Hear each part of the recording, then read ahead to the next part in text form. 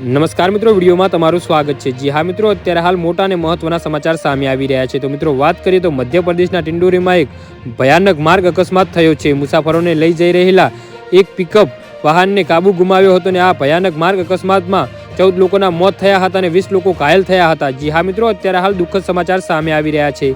ઘાયલોને શાહપુરા સામૂહિક આરોગ્ય કેન્દ્રમાં સારવાર આપવામાં આવી રહી છે। ટિંડોરીમાં કલેક્ટર વિકાસ મિશ્રાએ પણ 14 લોકોના મોત અને મોટી સંખ્યામાં ઘાયલોની માહિતી આપી છે। મોટી સંખ્યામાં જાન ગુમાવ્યો જોઈને આ અકસ્માતની તીવ્રતાનો અંદાજો લગાવી શકાય છે। જી હા મિત્રો, મધ્યપ્રદેશના સીએમ ડોક્ટર મોહન યાદવે ટિંડોરી જિલ્લામાં થયેલા વાહન અકસ્માતમાં થયેલા મૃત્યુ પર શોક વ્યક્ત કર્યો છે। તેમણે અધિકારીઓને દરેક મૃતકોના પરિવારજનોને 4 લાખ રૂપિયાની એક્સિસ ગ્રેશિયા આપવાની સૂચના આપી છે।